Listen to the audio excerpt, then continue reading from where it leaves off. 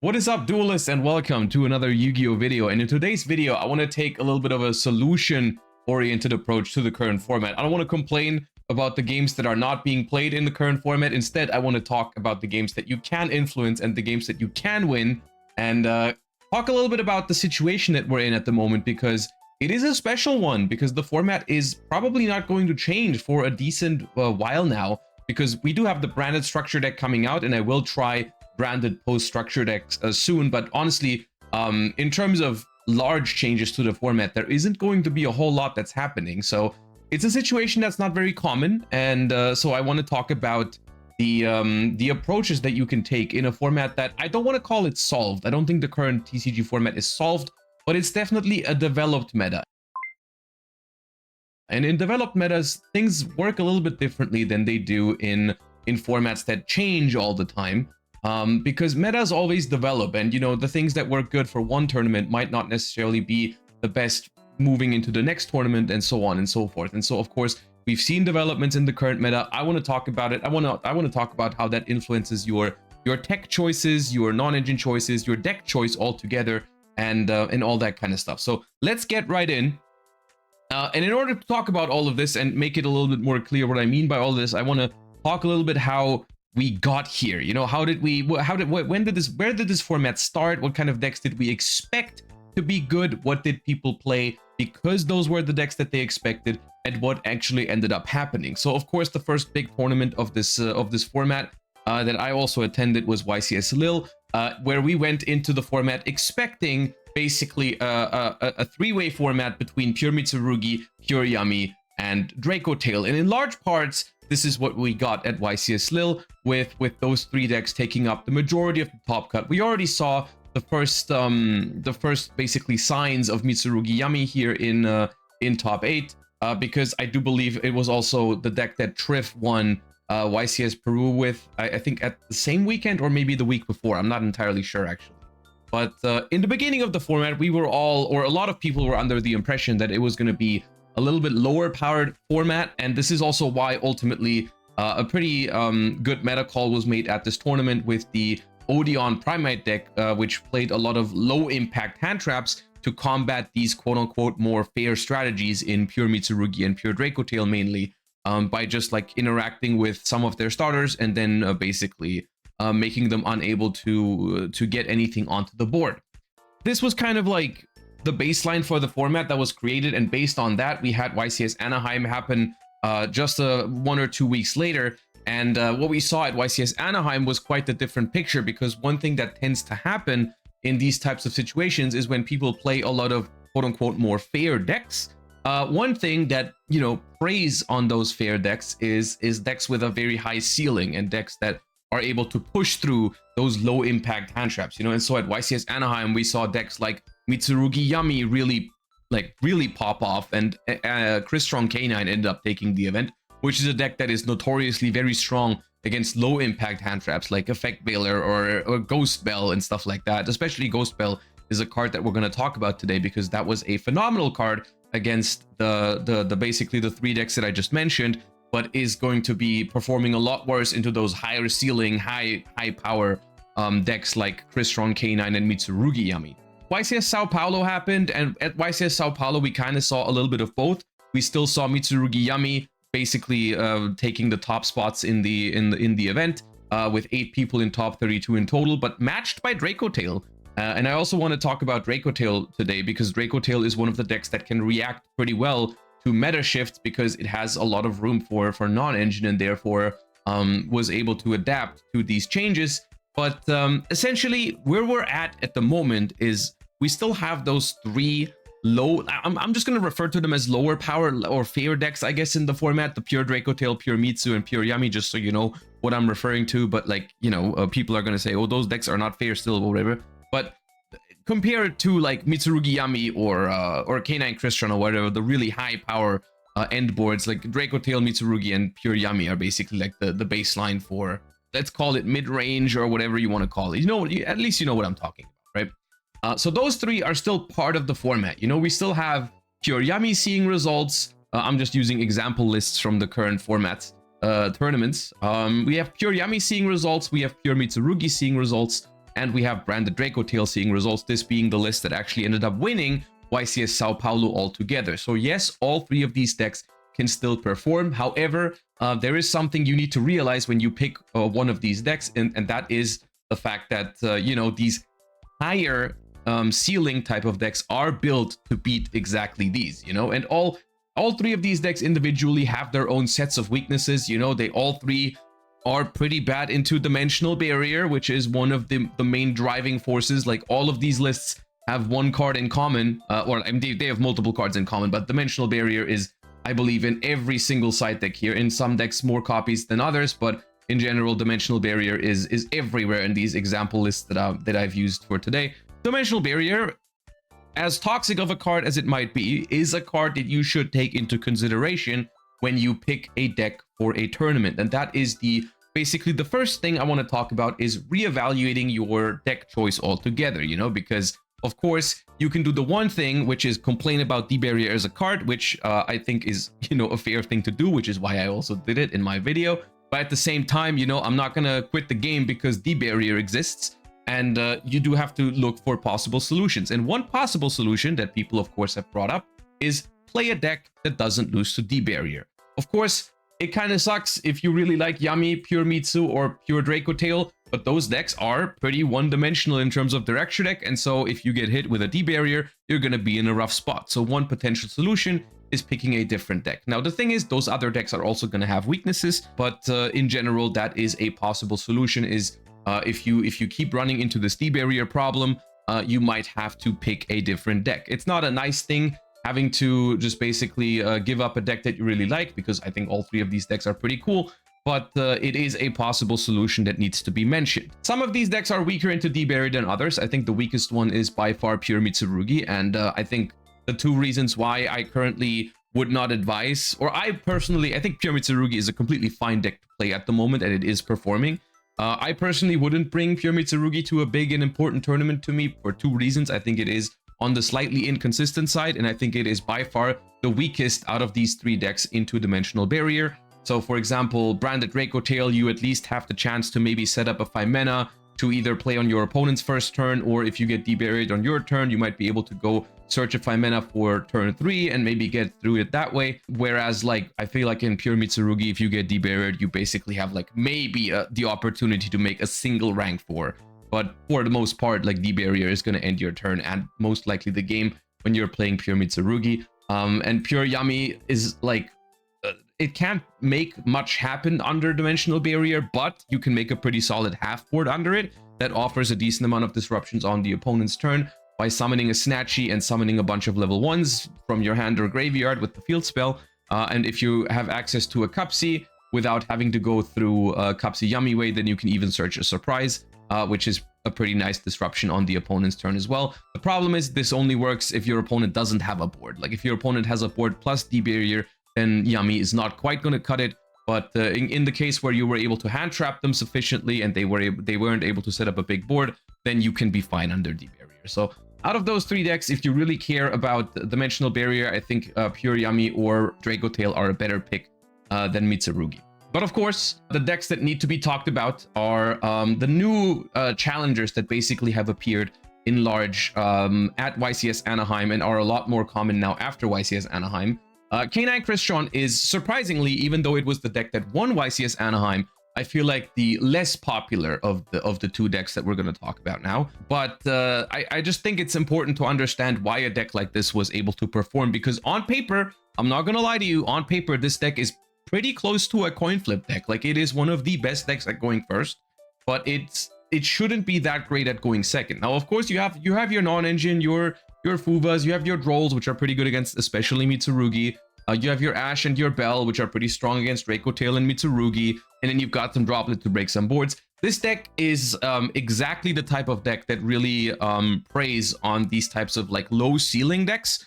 Is also the type of deck that really punishes people for interrupting slightly suboptimally into it, you know, like, and Izuna being a hand trap that some decks play into kind of carelessly if they don't expect it, is also sometimes pretty nice. So basically, the deck is the most consistent deck at winning going first, I believe, in the current format. I don't think there's another deck that does it quite as well, especially in a time where people played a lot of those low impact hand traps, and that's the most important part. We're going to talk about non-engine and where non-engine is in the current format. I just wanted to make it more of a discussion style video rather than just making a... I could have told you all of this in a tier list for the decks, and then I could have made a tier list for hand traps and board breakers. Let me know what you think of this style of video, because I feel like if I'm showing examples and bringing... I feel like it makes it make more sense if I'm going through it like it's a process, you know? Because I feel like this K9 Crystron deck, it was really a response to people playing more fair decks and more fair hand traps, because it really does well into that sort of environment. But yes, and that's why I think that deck was able to perform at YCS Anaheim. And whether I like the way this deck wins or not doesn't matter at this point, because it is a deck in the format, and we're talking about how to deal with it.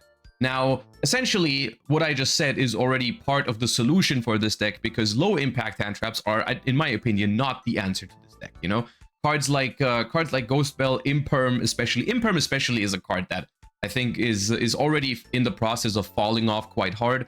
But we're gonna get to that in a second. But basically, once people start playing more high impact hand traps, more high impact non-engine in general, this deck is basically gonna turn more and more into the 50-50 style deck that it basically always was. But then it becomes a little bit worse than that, because people will have more realistic win cons when they're going second against it. Because instead of drawing, let's say, an Imperm, they're gonna draw maybe a Molcharmy Perulia, which is another more high impact hand trap against this deck that has the chances of drawing your opponent into more Charmies and stuff like that. Maybe Imperm is a bad example, because Imperm is like on the better side of low impact hand traps against this deck, because Ripper can't negate it. Let's use Effect Veiler as an example. You know, I feel like a lot of people are going to cut Effect Veilers even from their Draco Tail builds. Has already happened by large. So basically, the non-engine that you were hoping to see when you were playing K9 Crystron is starting to vanish, because people are realizing it's not as impactful as it needs to be in order to beat decks like this. And this really shows how meta games are always a development, and making the right meta call at the right time is super important. And that, I think, was the case with K9 Crystron. Personally, I do not believe that this deck is going to be a huge meta call moving forward. Similar to the Odeon deck that won YCS Lille. I think this deck was basically the perfect example of all the things that I'm saying right now, which is this deck preys on specifically Mitsurugi and Draco Tail, because if your opponent has a deck full of Ash, Bell, Delta, Purge, and Impulse, especially Mitsurugi and Draco Tail really struggle to put anything onto the field, right? And that is not the case when you're talking about decks like K9 Crystron or Mitsurugi Yami, which we're going to get to in a second. So the meta call that was made at YCS Lille, I don't think is one that is going to work in the near future, unless something dramatic happens and people suddenly stop playing Mitsurugi Yami. But Mitsurugi Yami as a deck is going to be very, very hard to stop from this type of angle, right? And so this really, this deck really encapsulates the early solution to the format, which was low impact hand traps against the fair decks. And that is not going to work, in my opinion, against the high ceiling decks that people are playing. So a perfect example of a deck that worked super well at one tournament, but moving forward, because the meta develops and because new decks are being played and more popular now, I don't think just copying this list from YCS Lille is going to get you anywhere, because the format has changed. It was a good call once, but no longer works as far as I'm concerned. I don't think this is something that can consistently win going second. Speaking of essentially this deck right now, which seems to be the biggest player in the format, and I'm not going to lie to you, I think that makes a lot of sense. Mitsurugi Yami is in a lot of ways, it seems like a very, very solid pick right now for a couple of reasons. So I'm going through this from a more analytical standpoint as to why I think this deck is able to perform. Now, Yami and Mitsurugi are both engines that have weaknesses. We've talked about it before. Dimensional Barrier and so on and so forth. Pure Mitsurugi has a problem with Drone and Lockbird. Pure Mitsurugi has a problem with consistency. Putting the two decks together does a couple of things for this deck. And it's important to understand what exactly happens when you combine these two strategies and why it works on a conceptual level. And that is, you lose non-engine space, but like I just talked about, non-engine has become less potent in the current format because people are leaning towards more high ceiling decks at the moment, you know, K9 Crystron, Mitsurugi Yami, And against those decks, you don't want to be drawing hands full of Effect Veilers, Imperms, and other low-impact hand traps. You want to draw the high-impact ones, you know, your Fuvas, your Droll Lockbird here in the main deck as for this list, and some others I'm going to discuss in a second that I predict to become more popular soon. Instead of playing like 20 non-engine, I think a more solid approach for decks like this is to play like 12, but really use the high-impact ones and use more slots for engine. In order to combat these lower ceiling decks in the format and in order to push through the fairer hand traps in the format. And I think that is one of the reasons why Mitsurugi Yami even became a thing and is so successful at the moment. Another thing about this deck that is very good is that Yami and Mitsurugi cover each other's weaknesses quite well. If you have a dimensional barrier, you cannot possibly call Synchro and Ritual at the same time. So if your opponent has access to a Yami starter, and then you activate D-Barrier calling Synchro, and then your opponent keeps playing with Habakiri or Pre-Prep or Prayers, you might be in trouble because maybe Thrust into D-Barrier was your plan against Molcharmi Fuvalos, and now your opponent suddenly still has a full Mitsu engine to push into your board because you were forced to call Synchro with it because they started playing with Yami, and vice versa, of course, same thing, you know, opponent starts Habakiri, activates Ritual, you call Ritual, and then they normal summon Kapsi, you're in trouble. So this deck, not every single hand can do this because not every single hand has access to both engines, but a decent amount of those do. You know, you do have 3 Habakiri, 3 Prayers, and 3 Pre-Prep as basically 9 one-card starters for Mitsurugi, and then you have 9 Yami names as one-card starters for Yami. And if you ever draw a combination, your deck all of a sudden is pretty resilient to D-Barrier, and not only that, it's also pretty resilient to Droll Lockbird, which Mitsurugi would maybe struggle into, but the Yami cards don't care that much. You know, yeah, you might miss on a Cupsy search, but you can still make a pretty solid half board under a Droll Lockbird with the Yami cards, regardless. So what's the downside then, you might ask, for playing such a deck? Because at the moment, it seems like a pretty solid meta call. And what changes from here? What happens from here on out that might impact this? So the more engine you play, it might sound like the more engine you play, the better your deck gets, which in a lot of ways can be true in Yu-Gi-Oh at the moment in the current format, because I do think this statement is true against the fair decks, against Yami, against Mitsu, against Draco Tail. The more engine you play, I think the better your deck becomes into those types of boards, because you can just push harder, and that often works against those strategies. However, it does not necessarily work if people change their non-engine. And so this is where I want to talk about some non-engine cards that have been pretty popular, and some other cards that have been getting more and more popular now because they are solid cards against specifically Mitsurugi Yami and also K9 Crystron, while still being solid into decks like Yami, Mitsurugi, and Branded Draco Tail. One card that I predict is going to see a small decline is Ghostspell in Haunted Mansion. That card was basically amazing in the three-way format between Yami, Mitsu, and Draco Tail. The card is still solid against K9 Crystron and Mitsurugi Yami. However, I don't think it's as good as it used to be. And basically, some of the cards that I'm going to show you in a second just have more impact against those high ceiling decks. And it just turns out that the lower power matchups like Draco Tail or Pure Yami are more forgiving for not having the perfect non-engine against it. You know, like it's way more, I feel like conceptually it's very easy to understand that a deck like K9 Crystron or a deck like Mitsurugi Yami requires you to have the perfect answers because they're more powerful. Whereas against a deck like Pure Yami, you can maybe get away with drawing like a suboptimal hand trap every once in a while more easily. So I think Ghost Spell is still a good card in this current format. I think it's still going to lose some priority over some higher impact cards against those other decks. Another card that saw a lot of play recently is Psyframe Gear Delta, and this is always a sign for when decks become more and more powerful, is when people start using more and more impactful hand traps that have significant downsides. And one of those cards are the Psyframes. Delta and Gamma are cards that can actually like significantly impact some of these strategies, and one of the few cards that actually can negate cards like Mitsurugi Ritual in a deck that cannot play Dominus Impulse effectively. So Psyframes are one way to handle these decks a little bit better, because it can also negate cards like Chaotic Elements and Case for K9 against the K9 Crystron deck, trying to stop that deck from playing, which, you know, in some cases, if you have the right hand traps for it, it can work. It's just that cards like Imperm or Veiler don't work against that deck because at that point it's already too late. You know, but if you can maybe stop their Searcher and then they don't have access to the Jokul, you can maybe stop them from getting onto the board altogether, right? So I think something like you might see people go more towards these sort of like high risk, high reward kind of cards over the fair quote unquote ghost spell in Haunted Mansion.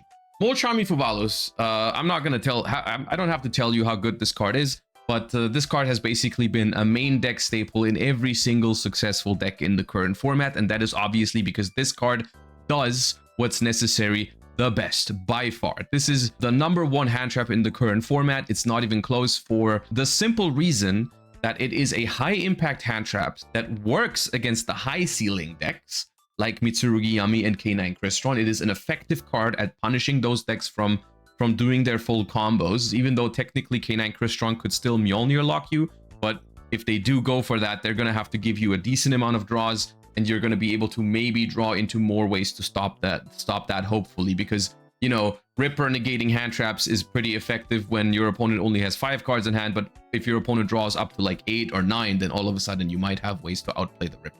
It does that really well. It beats the high engine decks, but it still is a valuable card in the other matchups. And I think that is what non-engine needs to be right now. I think that is where non-engine has to be. It has to be good against the high ceiling decks, but it has to be okay and decent into the lower ceiling decks as well. And Molcharmi Fuvalos does this. You know, it's good against Yami, it's good against Mitsu, and against Draco Tail, even though it's not gonna like be crazy impactful. It's still going to stop them from maybe making their seals or whatever. They're still just going to do like one fusion and then pass.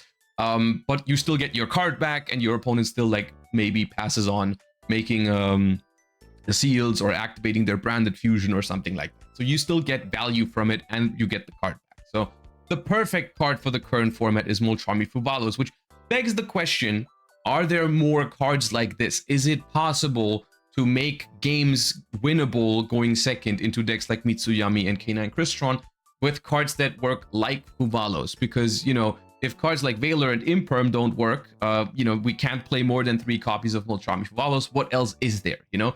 And so naturally, people have been trying out cards like Molcharmi Purulia, because it is essentially, in most formats so far, this card was the next best thing, you know? And you do have the advantage that this card also covers the Ryziel decks that have been popping up to Protoss people and stuff like that. You know, Molcharmi Purulia is phenomenal against Onomat Ryziel. And so I do think we are going to see a rise in Molcharmi Purulia. Essentially, this is going to sound familiar to you because I'm basically, this is a very, very similar development that we had in the last format, or like a couple formats ago, rather, where when Mitsurugi Ryziel was the best deck, essentially, and crystallized over time. In the beginning, you had people play more fair hand traps, maybe, but then once people started playing like the high ceiling Mitsu Ryziel with Star Ryziel in the main deck, basically every single deck was flocking to Fuvalos, Purulia, Droll, and Lockbird. That was like the standard 9 non-engine in every single deck around National Season and after. It's a similar development, because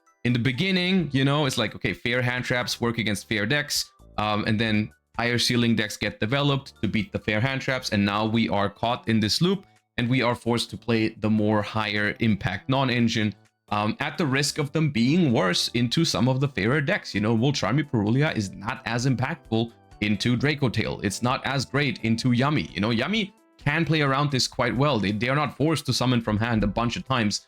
You're probably going to get your card back, though, against most of these matchups, and that's the key point here. You know, like, it's fine into the lower ceiling decks, but pretty good into the decks that are trying to do a lot.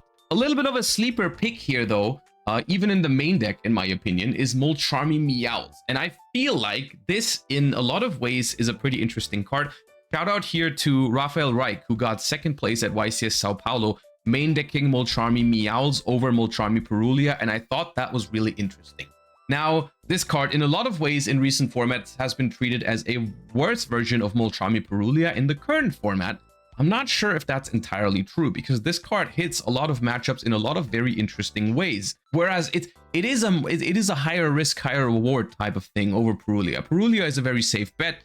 in a lot of matchups, going to give you your card back immediately, and once the opponent like even if the opponent doesn't really play into it too much, it's relatively safe. Mulchami Meows has a couple of spots where it won't feel very good, like against Draco Tail, for example. This card is not going to feel very good. If you're lucky, they might go for a revive off of Frixel, but even that probably doesn't happen on the first turn. So a very mediocre card into at least one matchup can become a pretty impactful card against something like Mitsurugi Yami, because it's funny, pure Yami doesn't care that much about Meows on their turn, because for the most part you revive once, maybe twice, right? You'll revive with, well, actually you revive with Cookie Yami, where you revive with Metal Marcher, and you revive with Surprise, but it's relatively easy to maybe skip on one or two of those, right? So that part, like against the pure Yami deck, the Meows is just okay. You get your card back probably, and they might skip on one or two summons, which is already good enough, but it's not like crazy. And the same is true against pure Mitsurugi. Against pure Mitsurugi, you know, you might get a draw for the Night Sword Serpent, and you might get another draw if they want to like revive one of their rituals after they tribute it off the board, or they want to use prayers to summon something from graveyard, or they want to go for a mirror line to summon from grave. But for the most part, they can play around it, and they don't have to give you a crazy amount of draws. The hybrid, however, basically has to make a decision now. I can go for a suboptimal Yami line. I can go for a suboptimal Mitsurugi line. I can't really do both unless I really want to give my opponent like 3-4 cards. And even then, you're still skipping some summons from the grave, because this deck really tries to do a lot of it, you know? Even especially if you don't have access to both engines, you're trying to go through Herald of the Arclight, put it in the graveyard, then summon Sorrow Cat to bring itself back from the graveyard by shuffling the Herald back into the deck, and then you're trying to go through the Mitsurugi line, and then you probably want to mirror something out of the graveyard as well. It's a decent amount of special summons, or you want to use Zombie Vampire, which is also a graveyard summon. So this deck in the full combo can summon from the graveyard, like I feel like 5 or 6 times at least. And if you force them to basically not do much of those, this card is really impactful against it. Against pure Yami, I would advise you, if you try to use Mulchami Meows, if you know you're up against pure Yami, you can hold it for your own turn, because then you punish all of their tag out effects, which can be pretty nice. So it has a lot of good value there. Against pure Mitsu, like I said earlier, it's fine. Against K9 Crystron, it is not the best, but not the worst, essentially, because you're still gonna get a draw off of the Lantern Revive, so it's gonna replace itself, which is not the end of the world.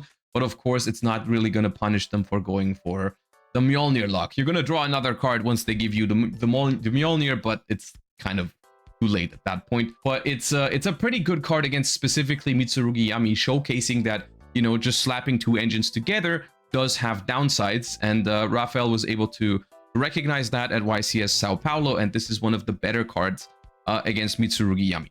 Another card I want to discuss that's been popping up a lot more is Droll and Lock Bird. Now, Droll and Lock Bird is an interesting topic, because I do think it is one of the few cards that, if they don't immediately start with Jokul in hand, can stop the Crystron K9 deck effectively. I think there is basically no real hand trap that stops this deck outside of Charmies and Droll and Lock Bird, which just goes to show how powerful this deck is at going first, because you essentially have to apply a lingering effect to it, because most one-on-one effects do not work consistently. The problem with Droll and Lock Bird is it's very hit or miss against this deck. You know, sometimes it does everything you want, and sometimes it doesn't. If they start with Noroi or Jokul Hard Draw, then they might not even play into your Droll at all, because they can go summon Noroi, summon a level 5, don't even activate the effect to search, and immediately overlay into a Ripper if their hand is good enough. I believe we saw Kamal do that in one of the games at the finals of YCS Anaheim. I think it was game 3, where I think he went first and just didn't even use the effect to search, immediately made Ripper to be safer into Droll and Lock Bird. And in game 1, we saw Kamal even self-Droll against the opponent's Charmy to still go for the Mjolnir lock after. So Droll and Lock Bird by no means is a guarantee that the deck won't play, but it gives you at least a little bit of a chance. Same is true against Mitsurugi Yami. It's very hit or miss, because if you catch them on an awkward hand with it, it can be really, really nice. You know, if, for example, the opponent starts with normal summon Cupsy, search Surprise, and then later on can no longer bridge into the Mitsurugi engine because they get rolled there, Roland Lockbird was really impactful there. Or if they start with Habakiri, tribute Saji at Ritual, and then you'd roll, and then they might not be able to do the proper Yummy combo because they can no longer bridge into like they can't use Kapsi to search Surprise and stuff like that, and so like their Mitsu combo is going to be suboptimal and their Yummy combo is going to be suboptimal, and this deck doesn't have the best non-engine to back things up, so even if they make a half board, it's going to be easier to break. So Roland Lockbird against the high impact decks pretty good. Against the lower ceiling decks like Pure Yummy and Draco Tail, the card is not that good. But it's a natural thing because there is not that many options when we're talking high impact hand traps. And the problem is that K9 Crystron is a deck that locks you out of playing the game, so it has to be hand traps. It cannot be just board breakers unless you want to ignore the K9 Crystron deck, which I'm not gonna lie, I want to mention it because I do think it is an option in the current format to just ignore this deck because it's not that popular.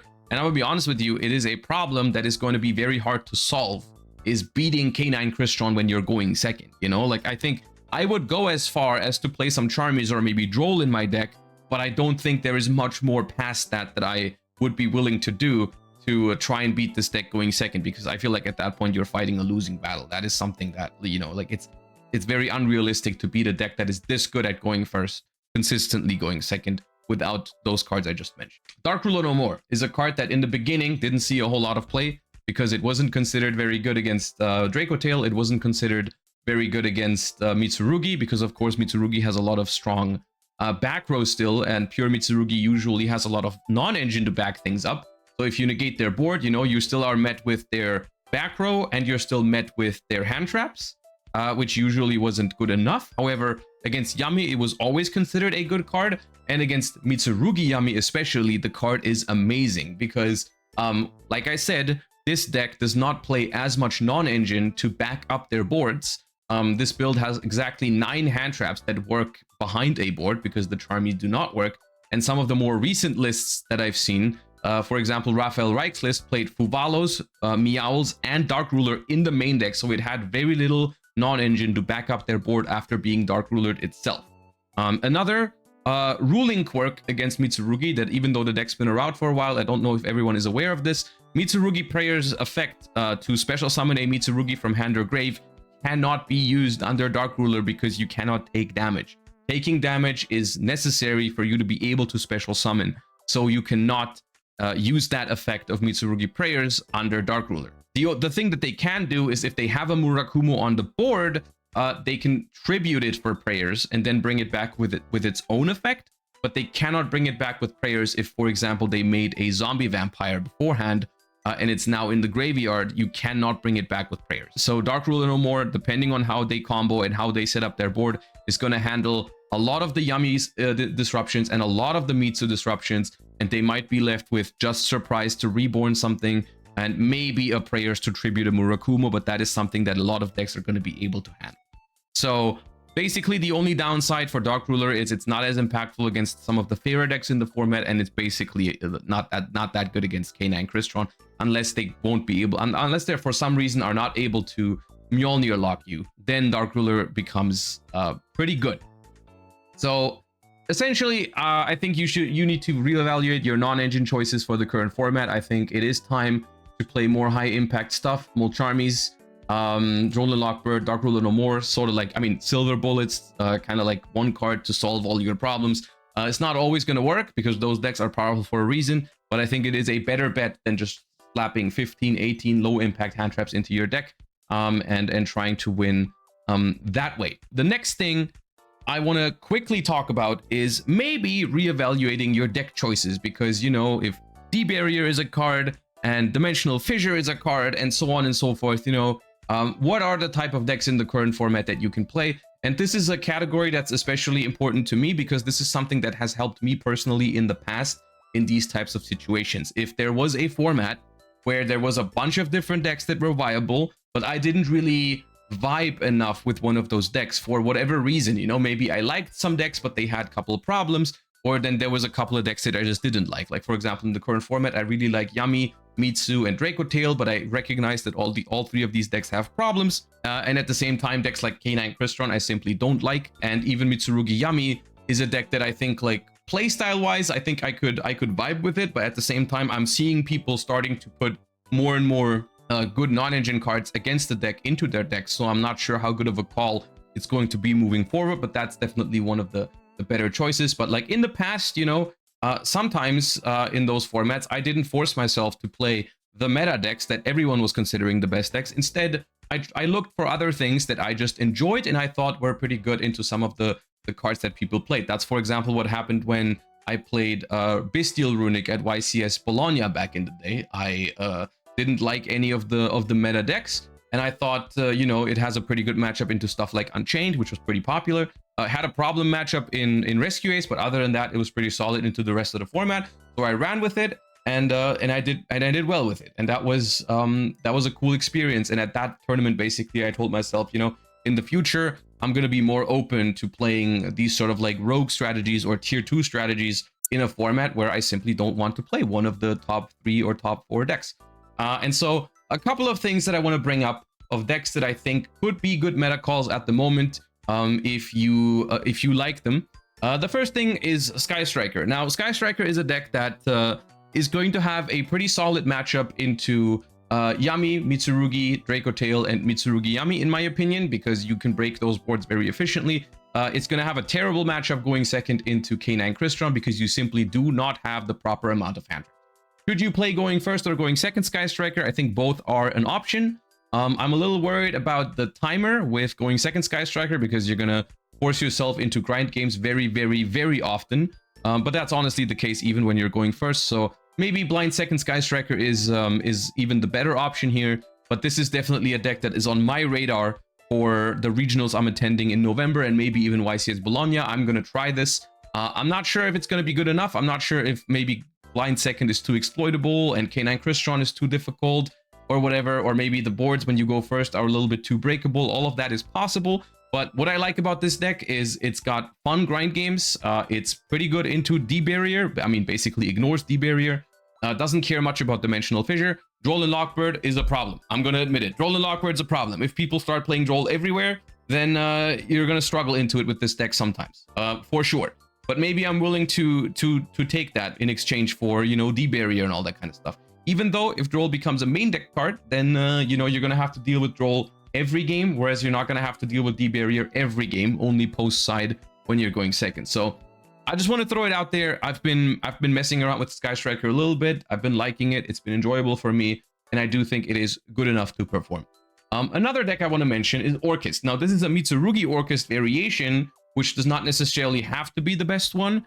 You could also maybe try and make Fiendsmith Orchist work, like the one that won the NAWCQ, even though Moon is now banned, but I still think it can kind of work. You know, as you can see here, it's got the room for all the Charmies, it can main deck Droll, and even has room for some breakers on top of this. Like the non-engine slots here are actually still good, even in the current format. The only problem is you can no longer bridge into Fiendsmith via Moon of the Closed Heaven, but other than that, it still works just fine. And once again, this is a deck that is going to be pretty good into Dimensional Barrier. Whereas in Mitsu Orchist, you have a similar effect than what you had in Mitsu Yami, where Mitsu pretty bad into Barrier and Droll and Lockbird. Orchist does not care about those.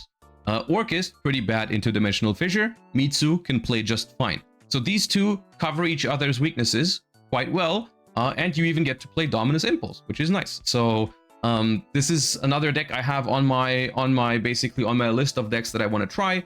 And I also really vibe with the playstyle of Orchist. So I think that is an option that I should be considering for upcoming tournaments. And now, to end the video on a banger, Malice. Malice is, I think, not the worst call right now. I hate to say it. There's been a couple of Malice decks that did well at YCS Sao Paulo, and I don't think that is a coincidence. I think the people that played Malice played it for exactly this reason. This deck is probably the deck that cares the least about the hand traps and the floodgates that people are playing at the moment. Droll, not that big of a problem. D-Barrier, no problem at all. Dimensional Fissure, no problem. Different Dimension Ground, no problem. Dimensional Shifter, no problem. You can even play it yourself, even though this list doesn't use it. That's an interesting trait for a deck in a format like this. And even as someone who's been Malice's #1 hater, I didn't want this video to be ruined by bias like that. Like, I do think Malice has some appeal in the current format, and after being debarriered and so on for 1,000 times, even I would consider maybe playing a deck like this that doesn't lose to debarrier, and going second, you still in this deck, 17, 18 non-engine, you can do whatever you want. You can play Impulse. It's not a bad choice. It's not a bad choice. I don't know if I can bring myself to play Malice. I can tell you already, I'm going to try my best to make something like Sky Striker or Mitsurugi work before I even look into the direction of Malice, but I wanted to bring it up because it's basically, it checks all the boxes that I just talked about, The only thing that's bad about this deck, I think, is it's pretty bad into all 3 Charmies, actually. Like, now that the amount of starters is this low for Malice and you're really dependent on backup Adignister, even Perulia, I think, is pretty strong against it. And I mean, we don't have to talk about Meowth. Of course, Meowth is good against it, but you do have some plan Bs against those cards. You can self-droll and stuff like that. So I wanted to bring it up. Yeah, essentially, this was a little bit longer of a ramble, but this is something I've been doing more often recently anyways, just talk about Yu-Gi-Oh for a while. If you watched until the very end, and thank you for watching, I hope this was helpful to you. I hope this was an interesting discussion about the current state of the format, about the meta developments that have happened in recent times. Let me know your feedback in the comment section down below. Do you mind these videos being this long? Do you like them being done in this way? Should I maybe should I split them up into 2 videos, one about deck choice, one about tech cards, or whatever? Hope you liked it. Hope it wasn't too long. Thank you for watching. Make sure to comment and subscribe, and I'll see you next time, duelists. Bye bye.